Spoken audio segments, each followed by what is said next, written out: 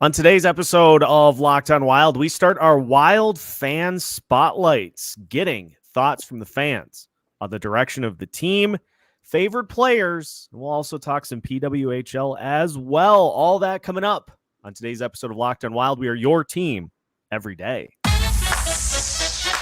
You're Locked on Wild, your daily podcast on the Minnesota Wild. Part of the Locked On Podcast Network, your team every day. Hey, this is Brandon Duham, and this is Locked on Wild.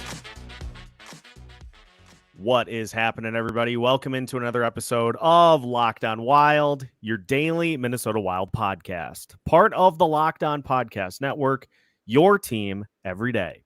Thank you, as always, for making Locked on Wild your first listen each and every day. Make sure you subscribe on YouTube and your favorite podcast platform so you don't miss out on any new episodes throughout the week. Today's episode of Locked on Wild is brought to you by FanDuel. Make every moment more. Right now, new customers get $200 in bonus bets if your best bet of $5 or more wins. Visit FanDuel.com/lockedon to get started. On today's episode of Locked on Wild, we start our Wild fan spotlights with Cassie Ales of Last Word on Sports, who will tell us her hockey journey and how she became a Minnesota Wild fan. We'll talk some PWHL Minnesota at the end of the show today as well.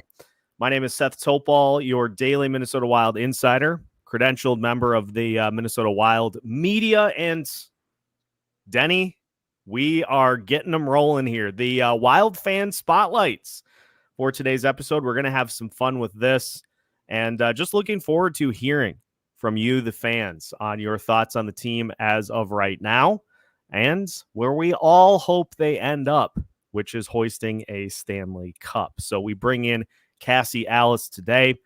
Cassie, welcome. Thank you for joining us today. How are you doing? I'm good. How are you? Thanks for having me on. Doing good.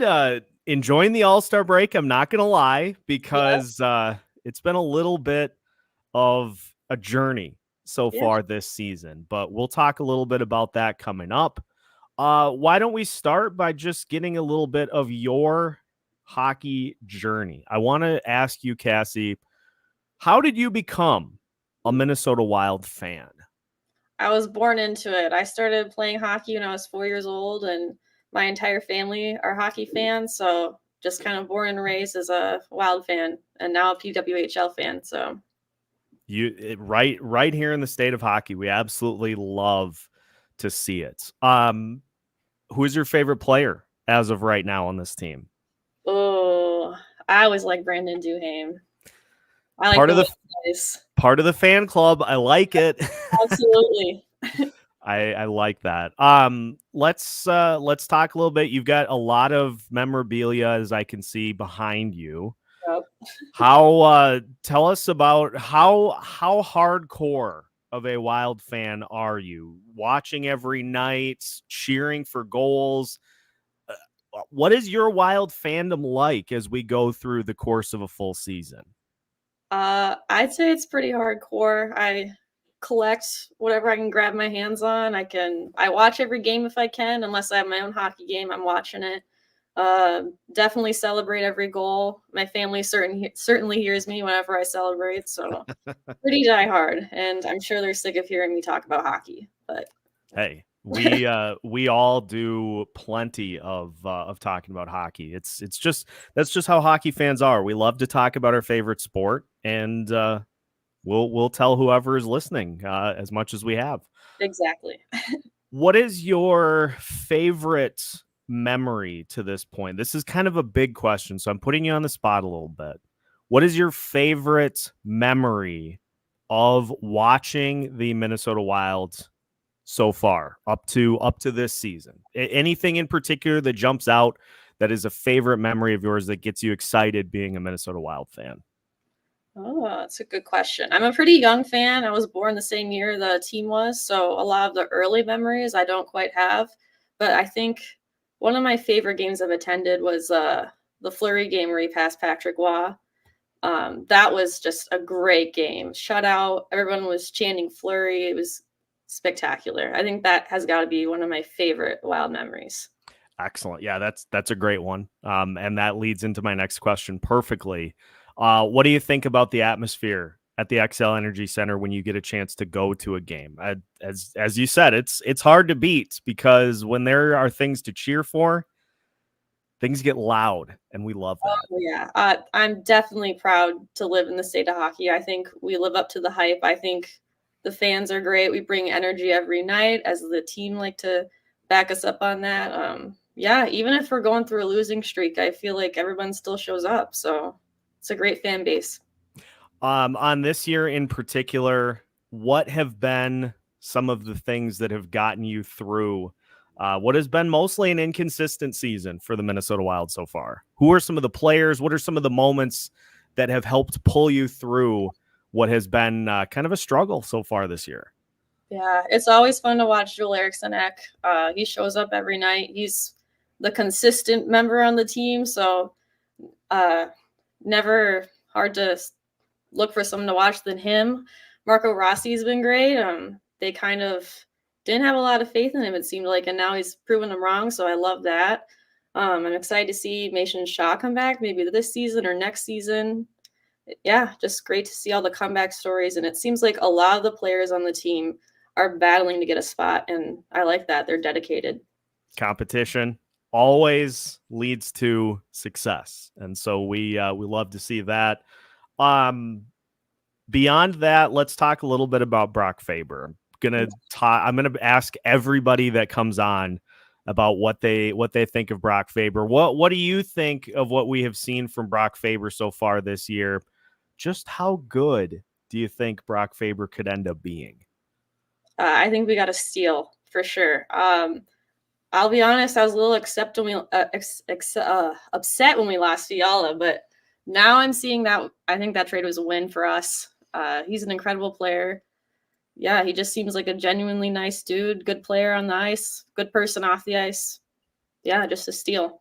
The full article. We love that. Before we move to just talking about the team and the direction of the team in general, do you have any questions for me? I don't think so. I think I know your opinion. I know you're on the Tankathon Express. I'm there too. I'm right with you. So very good. Well, let's talk a little bit about where this team's at right now, where we want them to get to, and the confidence that we have in being able to see this team get to the promised land. We'll talk about all of that as we continue today's Wild Fan Spotlight.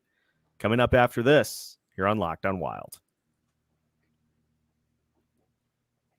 Today's episode of Locked On Wild is brought to you by FanDuel Sportsbook.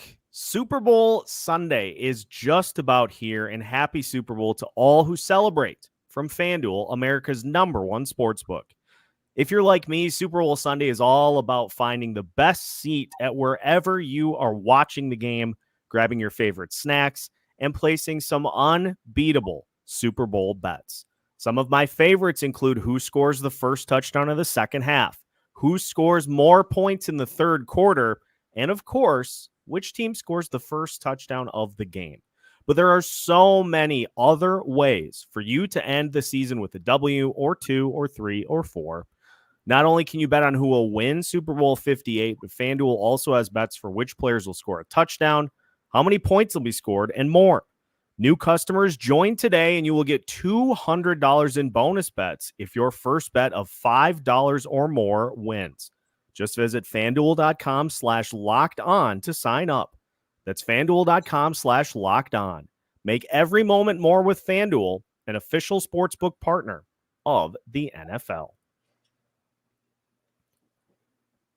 Welcome back to today's episode of Locked On Wild. Once again, a Wild fan spotlight for you. And if you would like to be part of a future Wild fan spotlight, send an email to lockedonwild@gmail.com, and we will get you in to a future episode of Locked On Wild, just like Cassie is joining us here today. And Cassie, we're going to shift gears a little bit to kind of where we're at with this team right now and our hopes that they can get things on track moving forward. So I'm going to say scale of 1 to 5, 1 being absolute lowest, 5 being absolute highest. What is your confidence level right now in the direction that this Minnesota Wild franchise is heading in beyond this season? Beyond this season. Honestly, I don't have high hopes for next season either. Season after that, maybe. So I'll do middle of the road, say 3. Sure. What is your confidence level that the Wilds have a young group of players to build around after seeing what we have from Brock Faber this year, after seeing what we have from Marco Rossi this year? You've got Jesper Wallstedt down in Iowa, who figures to be a big part of the equation moving forward. What is your confidence level in the young players on this Minnesota Wild team being the ones that can be built around going forward? Yeah, absolutely confident. Honestly, I think our younger players are one of the guys who are showing up on the games. So I'm excited. Last year we had the #1 prospect pool rated by The Athletic. We got Huzadinov coming, Yurov. Yeah, just exciting prospects coming in. Yeah, that part definitely makes it exciting. Let's talk about the contract extensions for Matt Zuccarello, Marcus Foligno, Ryan Hartman. Scale of 1 to 5, what is your confidence level in those contracts working out over the next few years? Maybe a 2. Yeah. Hey, we are an honest show here, and so there's no like if, and there will probably be people that will come on and will say I think they'll be fine. We just throw the numbers out there, and so if you're a 2 with those contracts moving forward, that's perfectly fine with me. Okay. Let's talk Kirill Kaprizov. Yeah. Obviously, Kaprizov has a couple of years left on his deal, and then he's either going to get a new one or he is potentially going to look elsewhere. Scale of 1 to 5. What is your confidence level that the Minnesota Wild will be able to sign Kaprizov to another long-term deal past his current one? I'm going to say 4. I'm going to be bold on this one. Okay. I think he likes Minnesota, even though he's got Russian friends all over the league. I think he likes Minnesota. I think he likes the foundation. I think they work with him a lot. They certainly go out of their way to make him happy. So I'm hoping he'll sign a contract and stay here. Yeah, and that I'm glad you brought up having the friends in all sorts of different places, because I just finished in yesterday's episode talking about Danila Yurov, Liam Ugrin, those prospects who the Wild are hoping can kind of do that for him here. And so if you get those guys to Minnesota and they perform well, then he's more likely to say, hey, I got some good players here. I might as well stick around and help build around them. Exactly. He's already texting them, so got to get him up here. Yep, 100%. Let's talk about the goalie situation. Philip Gustafsson has had an up and down season. He's had some really good moments, but he has struggled in some of his starts as well this year. And factoring in Jesper as well, what's your confidence level in both of those goalies, assuming Marc-Andre Fleury retires after the season? What's your confidence level in both of those goalies moving forward? I was all aboard the Gus bus last season. Now I've kind of come down to earth a little bit. I think some nights he can show up, and other nights he's kind of like your team. He's a little inconsistent right now. So confidence is middle of the road. I'm hoping he can pick it back up and kind of get back to the level he was at last season, but it's not looking that way right now. And for Jesper, I just feel bad they threw him into that Dallas game. I think he deserved a lot better, and hopefully, well, I know he will have a chance to redeem himself soon. So. Yeah. As this season kind of plays out, it's possible that we see him before the year is done. Otherwise, for sure, next year. Depends a lot on how things play out, which is exactly what we're going to move into next. Talking about the trade deadline. Buy or sell? Which direction do you think the Wild should go at the deadline? It's looking like they're going to need to sell Seth. It does. And that breaks my heart because that puts Connor Dewar and Brandon Duhaime right on the line, because those are your best chances to get anything back besides Pat Maroon, maybe Zach Bogosian. So, yeah, I don't want to lose the Deweys, but we might. We might end up doing it. I'm right there with you. I don't want to see those guys go, but if you're not going to re-sign them next year, it makes sense to try to get a little something at this deadline. So I don't know. Maybe we'll see. Maybe something will change to where they'll be like, hey, we really want to keep Duhaime around, and so we'll sign him to a modest deal to stay. Mm-hmm. But beyond that, I'm probably going to have to find... No, you know what? I'm not even going to go down that road. The Duhaime fan club is still going to exist regardless of if he's here or not. I'll just have to find a new... Yeah, I'll just have to find a new player to have a fan club for here. We'll see. Are you going to take down the Brandon Duhaime intro if he leaves? Probably going to have to. Oh man, that's actually, you know what? We'll see on that, because it's just him, and so it doesn't matter if he's here or not. We'll see. That's a good question. That was one mentally that I hadn't worked through yet. Mm-hmm. Not ready for it. But we'll see if I can keep that. I think I will. All right. But we'll see. Just a couple more before we move to the PWHL. Let's talk about the general manager himself. Bill Guerin has made some good trades. The contract extension's a little bit of a question mark at this point. Scale of 1 to 5, what is your confidence level in Bill Guerin specifically moving forward? I'm going to stick with the 3, go middle of the road, because he can pull some great trades out just out of thin air. He can pull them out, and then other times, like these long extensions for Zuccarello, Foligno, Hartman, they're just kind of questionable. So, yeah, it's a give or take with Billy. That's a great way to put it. It very much is. You get some of these moves that are put together, and you're like, okay, I think he's back in favor, and then all of a sudden something happens where you're like, oh no, we're we're right back to where we were. Final one. Let's just talk about head coach John Hynes. Seeing what we've seen, team got off to a hot start with him, kind of have fallen back to earth. There have been injuries throughout. What is your confidence level in John Hynes, scale of 1 to 5 moving forward?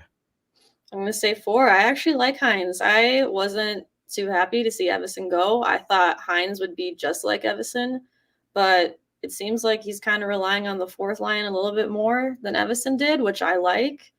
Yeah, I like Hynes. I think he doesn't have a lot to work with right now, and he's doing the best he can, just like Evison was.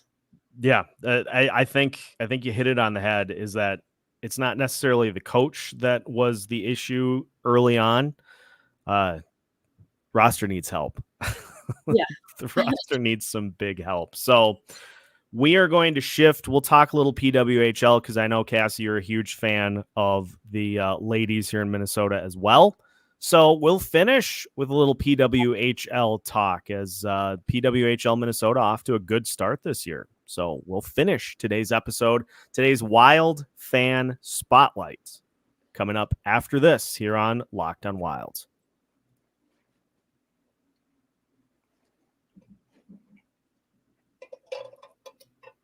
Final segment of today's episode of Locked on Wilds. Once again, we thank you for making Locked on Wild your first listen each and every day. Again, a reminder, if you'd like to be part of a Wild Fan Spotlight going forward, just shoot an email to lockedonwild@gmail.com, and we will get you put into a future episode with your thoughts on all things Minnesota Wild, and in Cassie's case, some PWHL Minnesota. So, Cassie, just tell us a little bit from what you have seen from the team so far. Ladies are off to a good start from what I've had a chance to see, but somebody who I'm sure follows them a lot more closely than I have. What have we seen from PWHL Minnesota so far this year? I think it's the team you've been waiting for. They're amazing. I'm very proud of them. I'm glad we finally have a women's team just like this. I think the last 3 games are a little shaky, but I'm hoping they get back to the kind of the beginning of where they were. I mean, for a while there, they looked like a team to beat, and I'm hoping they can continue on that track. Did you have a chance to go to the home opener at the Yes. XL Energy? Tell me about that. What was that like being part of that crowd and setting the record for the biggest crowd in women's professional hockey history? It was amazing. Definitely one of my favorite moments ever in hockey. Everybody was just so excited. There's all these girls wearing their own jerseys. There was a full-on high school team right behind me, just screaming Kelly Pandik's name the entire game. Everybody was just excited. The arena had no idea there'd be that many people. So when you're walking through the hallways, you're shoulder to shoulder with people and you can barely get anywhere. It was just awesome to see that turnout for them. Yeah, it's amazing to see that they have that strong of a fan base of support. But again, that's another reason why we are the state of hockey, is because there is that devoted level of support from the high school level all the way up to the NHL and the PWHL as well. For those who haven't had a chance to watch a ton yet this year, Cassie, who are some of the players that fans should be keeping an eye on, the ones that are kind of the stars for this year's team? Yeah, for sure. Taylor Heisey, easy one. She's the first overall pick in the league. Former Gopher captain. She's just amazing. Other teams certainly watch out for her. Montreal was kind of giving her a lot of hits their last game, so she's definitely a player to watch. Grace Zumwinkle, she scored a hat trick in the home opener. Great. I think she's leading points in the league right now. She's just spectacular. And then Nicole Hensley, she's standing on her head out there back in the net. So yeah. What is your favorite part of what we have seen from the PWHL so far? I just love how entertaining it is. It's so entertaining. The crowd really gets into it. They have a lot of cool rules, like the jailbreak rule. I like that. That's exciting. So yeah, and they're pretty physical out there too. Yeah, I was surprised by that myself, having had a chance to watch the most recent game against Montreal. That was I think that was the 2-1 loss, was the most recent game that I had a chance to watch. And yeah, they're even to the point of being slightly after the whistle. Like they're throwing hits like crazy out there.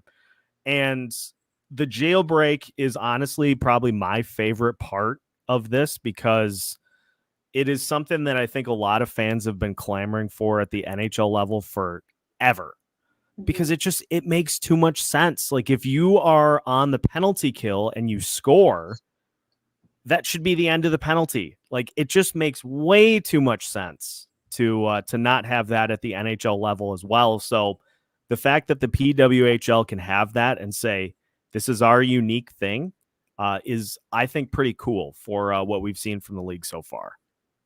Yeah, for sure. I'd agree on that. It's exciting. I mean, a shorthanded goal is exciting enough, and then you get your player out of the box, just cherry on top. It's perfect. I love it. Yeah, it's perfect. Who are some of the other teams that Minnesota will be fighting it out with towards the top of the standings as the season unfolds? Montreal, for sure. I think those two are showing signs of an early rivalry, and I love it. As I stated earlier, they were kind of giving Taylor Heisey a hard time their last game. They hit her a lot. They're right behind Minnesota in the standings so far. And if Minnesota didn't go on that 6-game early streak, Montreal would have passed them. So they're definitely going to have to keep performing if they want to stay ahead of Montreal. Going to have to be on their toes here as the season unfolds. Cassie, before we wrap up, again, listeners can find some of your work at Last Word on Sports, covering the Minnesota Wild. So fans, make sure to tune in there. Take me through your backdrop. I see a lot of great stuff on the wall. The lit Minnesota Wild sign. Just take me through some of the things that you have supporting your favorite NHL team, the Minnesota Wild. Yeah, the towel above me is from the season opener for the Wild. It lights up. That was a super fun game to go to. The whole crowd was just lit up with these towels. Yeah. Yeah, and then I got this lit up sign here for Christmas. People just kind of give me things when they know I'm a fan. So, this flag back here is from the 2002 playoffs. I was 2 years old. So, yeah. Excellent. Yeah, I remember the lit towel game. I didn't know that was going to be a thing that was going to be handed out before the game started, and so from up in the press box, I was getting everything ready for the game, and all of a sudden I start to see all these blinking lights out in the crowd, and I'm like, "What is going on?" And then I see that there are these towels, and I'm like, "Okay, that's awesome." Oh, and it was cool. it just adds to, I am on record as saying I think the Wild have one of the best like pregame hype videos. Born to be Wild is perfect. Oh, absolutely. It's almost too good of an intro song to get you ready for a Wild game. And so I'm glad they went that route. The pregame, the atmosphere itself, the atmosphere at the X is just, it's second to none. Yeah, I agree. I almost get sad after the hype's over. I'm like, oh, now we got to watch hockey. Yeah. Oh, we got the hype, and now we've got whatever this game is going to be. We're playing the Dallas Stars or the Vegas Golden Knights, and so there's yeah. Oh well, we are all united by our fandom of this Minnesota Wild team, and so we all want to see them get the opportunity someday down the line to hoist the Stanley Cup. And so, Cassie, we thank you for being a devoted listener of Locked On Wild. We thank you for being a Wild fan. Hope you had fun here today, and we'll have to do this again sometime down the line to see kind of where you're at. Maybe after the season is done, see where you're at, however this season plays out, as we continue to keep our eyes toward the future. Absolutely. I would love that. This has been the most fun. Thank you, Seth. That will wrap up today's episode. Again, you can follow Cassie's work at Last Word on Sports, covering the Minnesota Wild. So make sure to check that out. As I mentioned, listeners, if you'd like to hop into a Wild fan spotlight, you can do so by just emailing lockedonwild@gmail.com.